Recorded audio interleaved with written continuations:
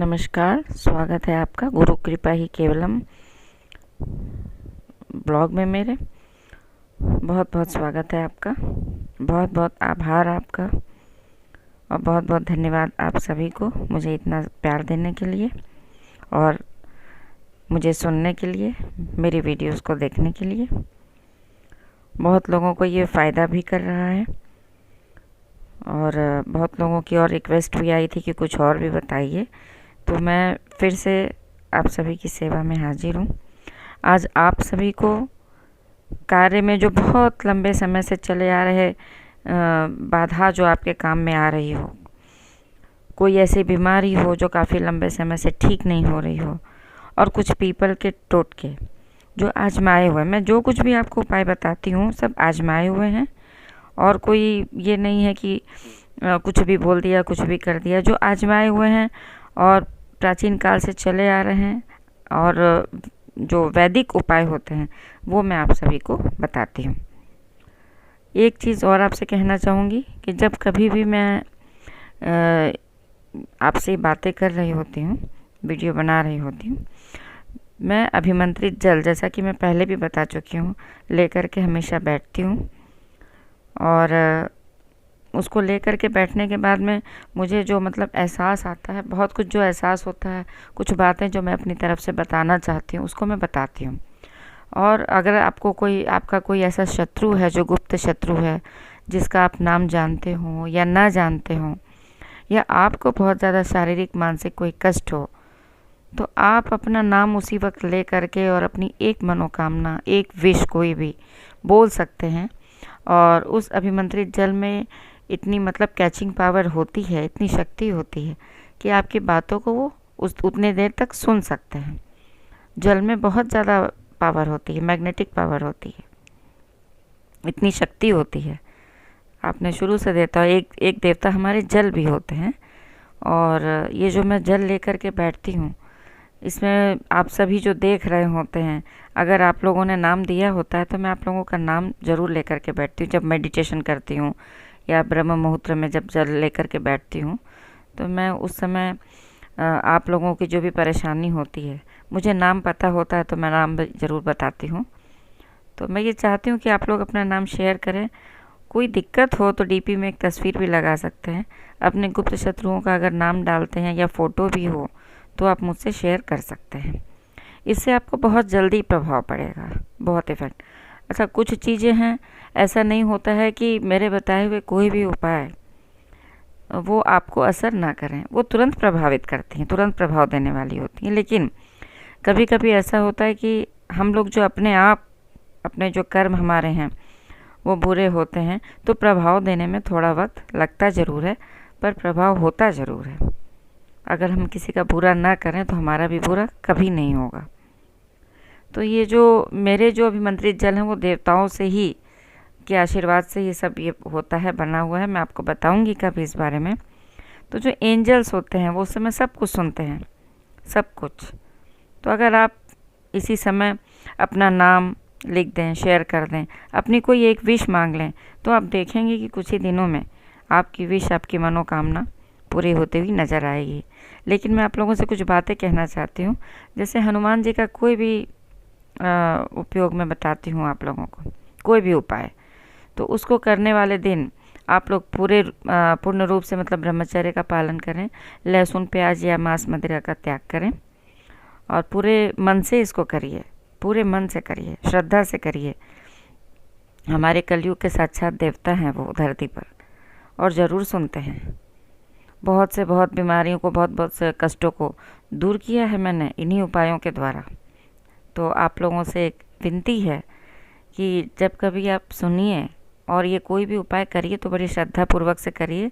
सफाई का भी बहुत ध्यान रखिए। हर चीज़ जो पूजा पाठ में होती है उसको आप करिए। नहा धो कर के कोई भी पूजा पाठ, कोई भी उपाय आप करिए।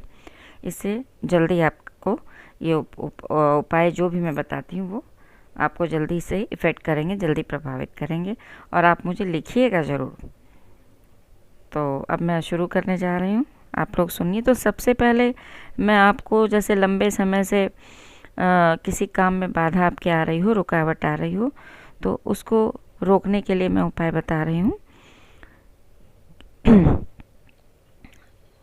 तो आप किसी भी मंगलवार के दिन सुबह सुबह उठकर सीताराम मंदिर में जाएं, हनुमान जी के मंदिर में दर्शन करके, और हनुमान जी के दर्शन करने के बाद उनके जो सिंदूर लगी हुई थी उसे अनामिका उंगली पर ले लें और सीता जी के सामने जा कर के अपनी मनोकामना को कहते हुए उस सिंदूर को माँ सीता के चरणों में अर्पित करें।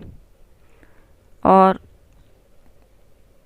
समस्या भी अपनी कहें, हाँ, 4-5 बार अपनी समस्या भी कहते रहें सिंदूर लगाते लगाते। फिर वो उनके सिंदूर जब आप चरणों में लगा देते हैं तो आप देखेंगे कि 9 दिनों के अंदर ही आपको इसका प्रभाव नज़र आने लगेगा। दूसरी चीज़, अगर आपको काफ़ी आजकल लोग परेशान रहते हैं, मुझे बीमारी है, दवा असर नहीं कर रही है, तो दवा क्यों नहीं असर करती है, उसका भी एक उपाय है कि उसके पीछे एक तो हमारे कर्म भी होते हैं, पिछले जन्म के, पूर्व जन्म के जो कर्म होते हैं। और इसके लिए आप कभी भी जो बूढ़े बुज़ुर्ग होते हैं वृद्धाश्रम में जा कर के कुछ दवाइयों का वितरण किसी भी दिन कर सकते हैं, उससे भी आपके ऊपर बहुत जल्दी प्रभाव पड़ेगा।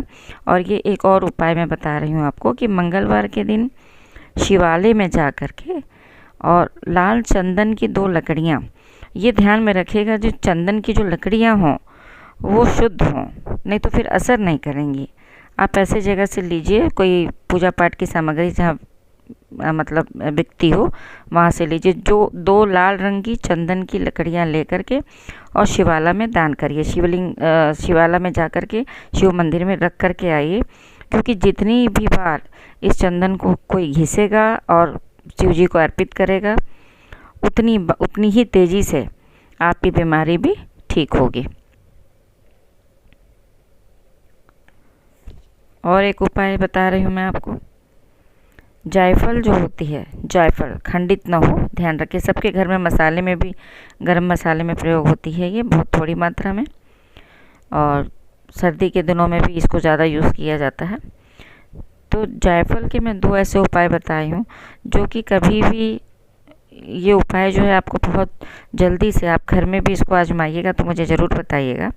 अगर आपको काफ़ी दिनों से मान सम्मान में आपकी कमी आ रही है, समाज में पद प्रतिष्ठा जो है वो नहीं मिल रही है, लोगों से मान सम्मान नहीं मिल रहा है,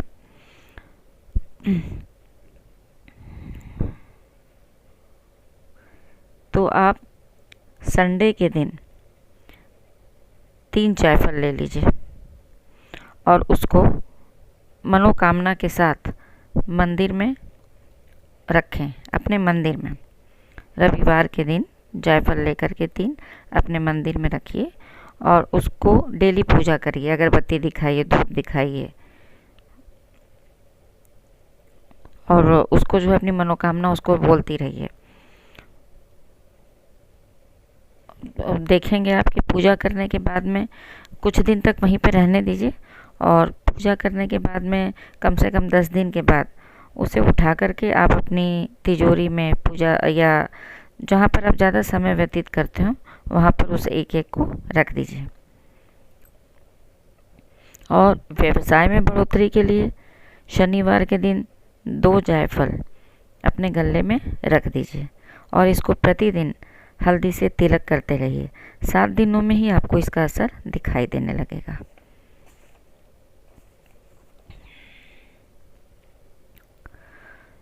तुरंत लाभ प्राप्त करने के लिए रोज़ थोड़ा थोड़ा गुड़ जरूर खाइए, इससे धन का आगमन जरूर बना रहता है। हनुमान जी के मंदिर में चने और गुड़ का दान करिए, और अगर आपके ऊपर कर्ज है तो ऋण मोचन मंगल स्तोत्र का पाठ करिए, इससे तुरंत आपको लाभ मिलेगा। आगे पीपल के जो मैं चमत्कारिक उपाय बताने जा रही हूँ, ये हमारे दादी नानी के समय से चले आ रहे उपाय हैं जो कि तुरंत प्रभाव देते हैं। और ये हम ज़रूर कहना चाहूँगी मैं कि ये देखना पड़ता है कि आपके इर्द गिर्द, आपके आसपास कितनी नकारात्मक ऊर्जा है। पहली बात तो उसको दूर करने के लिए पहले तो आप अपने आप को नकारात्मक ऊर्जा से दूर करिए। किसी के पहने हुए कपड़े न लीजिए, किसी की जूठी थाली में खाना न खाइए, चाहे भाई बहन ही क्यों ना हो, चाहे पति पत्नी ही क्यों ना हो। तो इससे ना उसकी नकारात्मक ऊर्जा सामने वाले की हमारे अंदर प्रवेश कर जाती है। और दूसरी बात, चेहरे को छोड़ करके बाकी पूरे शरीर पर नमक डाल करके डेली स्नान करिए, सेंधा नमक, रॉक सॉल्ट। शनिवार के दिन थोड़े से 1 चम्मच के करीब काले तिल डाल करके स्नान करिए। बृहस्पतिवार के दिन 1 चम्मच हल्दी डाल करके स्नान करिए। बस चेहरे पे पानी नहीं पड़ना चाहिए, बाकी पूरे शरीर पर।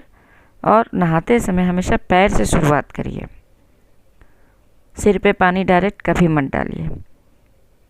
तो ये कुछ चीज़ें हैं। इसको करने के बाद जब आप उपाय करेंगे तो आप देखेंगे कि बहुत तेज़ी से, कोई भी उपाय मेरे बताए हुए बहुत तेज़ी से असर करेंगे आपके ऊपर। तो सबसे पहले घर में यदि आपके क्लेश रहता हो तो नियमित रूप से पीपल के पेड़ में जल चढ़ाएं, रविवार को छोड़ करके पीपल के पेड़ में जल चढ़ाएं। और ये भी ध्यान रखें पीपल में जल चढ़ाते समय, क्योंकि पीपल में हमारे 33 कोटि देवी देवता भी निवास करते हैं, भगवान विष्णु भी निवास करते हैं, और जो मतलब प्रेत योनियाँ होती हैं वो भी निवास संडे के दिन करती हैं। तो इस बात को ध्यान में रखते हुए जल चढ़ाएंगे, संडे को नहीं चढ़ाएंगे। शाम को पीपल के पेड़ में कुछ बताशे मीठे तोड़ करके डालें, पानी डालें, अपनी मनोकामना कहें, अपनी मानसिक और शारीरिक कष्टों को बोलें कि भगवान दूर करिए। और अमावस्या के दिन 1 जनेऊ हल्दी लगा करके पीपल के पेड़ में ज़रूर अर्पित करें, पीपल के पेड़ में बांध दें और ओम नमो भगवते वासुदेवाय का जप करते हुए बांधते जाएं कलावा। इससे भी आपके ऊपर, आपके जीवन में जो छोटी मोटी जो तकलीफ़ें वो तो दूर होंगी ही, और भी बहुत नकारात्मक ऊर्जा दूर हो जाएगी। पूर्व जन्म के पाप भी नष्ट होते हैं इससे। और शत्रुओं को पराजित करने के लिए, यदि आपके गुप्त शत्रु बहुत हो गए हैं आसपास, तो इसके लिए लेग पुलिंग आजकल जो बहुत होती है, कहीं आप ऑफिस जा रहे हैं, ऑफिस में, स्कूल में जा रहे हैं, स्कूल में पढ़ाने जा रहे हैं या पढ़ रहे हैं, वहाँ पर भी ये सब आजकल आम बात हो गई है। तो डेली पीपल के नीचे बैठकर संडे के दिन छोड़ करके मंडे टू सैटरडे आप हनुमत शत्रुंजय का पाठ अवश्य करें, हनुमत शत्रुंजय का पाठ करें और उनसे प्रार्थना करें कि आपके गुप्त शत्रुओं का नाश हो। तीसरी बात, पितरों की मुक्ति के लिए होता है, जो कुछ नहीं कर पाते हैं, गया नहीं जा पाते हैं, श्राद्ध नहीं कर पाते ठीक से, तो पितरों की मुक्ति के लिए नदी के किनारे 8 पेड़ पीपल का लगवा करके उन्हें सींचते रहें, उनकी देखभाल करते रहें। वो पुण्य आपको मिलता रहेगा और आपके पितर जो इससे तृप्त होंगे, वो अगर नीच योनि में हैं या उन्हें मुक्ति नहीं मिली है तो उससे मुक्ति मिल जाएगी। और ऐसा नहीं है कि ये करने के बाद में आप जो है श्राद्ध करना छोड़ दीजिए या अमावस्या का पितरों के नाम से जो दान देते हैं वो छोड़ दीजिए, वो भी करते ही रहिए, क्योंकि उससे भी आगे आने वाले जो कष्ट होंगे वो निपटते रहेंगे। और अगर नहीं नदी के किनारे लगा सकते हैं तो 11 मंदिरों में भी आप पीपल का पौधा दान कर सकते हैं, वहाँ के लोग उसका देखभाल करते रहेंगे, आप बीच बीच में जाकर देखते रहिएगा। इससे आपके घर परिवार में कभी भी अकाल मृत्यु नहीं होगी। शत्रुओं से निजात पाने के लिए डेली 108 बार ओम वाराही देवी नमः का जाप आप करते रहें। अगर आप ये सब और कुछ जो ऊपर मैंने बताया नहीं कर सकते तो ये एक बहुत कारगर और जल्दी प्रभाव देने वाला उपाय है। ओम वाराही देवी नमः 108 बार साफ सुथरे होकर के आसन पर बैठ करके ही सारा जाप किया करिए। आसन के नीचे थोड़ा सा जल जरूर छिड़किए, आसन को प्रणाम करिए, धरती माँ को प्रणाम करिए, उसके बाद आप जाप शुरू करिए। और उसके बाद आप देखिए कि कितनी जल्दी ये सब चीज़ें आपके ऊपर असर करती हैं, मुझे ज़रूर बताइएगा। और यदि ये नाम जाप करते समय आपको शत्रु का नाम याद हो तो शत्रु का नाम जाप करने के बाद ज़रूर ले लीजिए, और नहीं याद हो तो कोई